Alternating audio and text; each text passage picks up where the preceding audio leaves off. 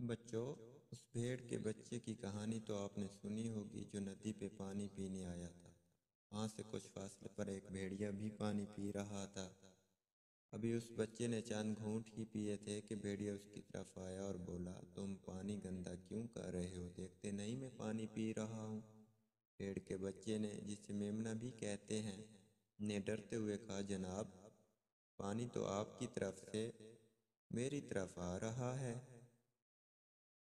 بھیڑیا گرج کر بولا، تم نے پچھلے سال مجھے برا بھلا کیوں کہا تھا؟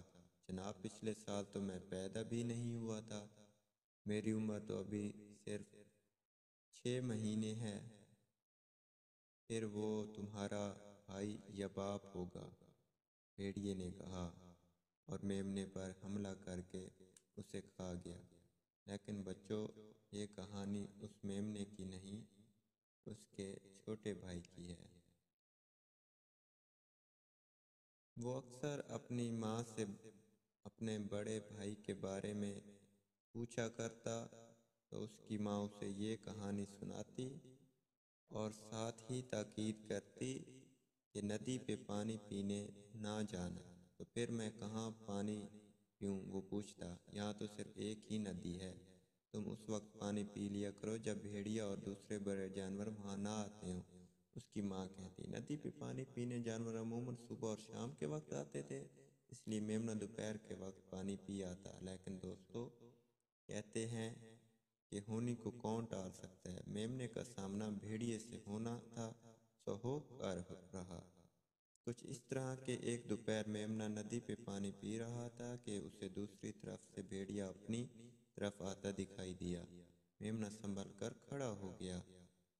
تم پانی گندا کیوں کر رہے ہو؟ دیکھتے نہیں میں پانی پی رہا ہوں، بھیڑیے نے حسب روایت چالاکی سے کہا۔ لیکن جناب، پانی تو آپ کی طرف سے میری طرف آ رہا ہے، میمنے نے کہا۔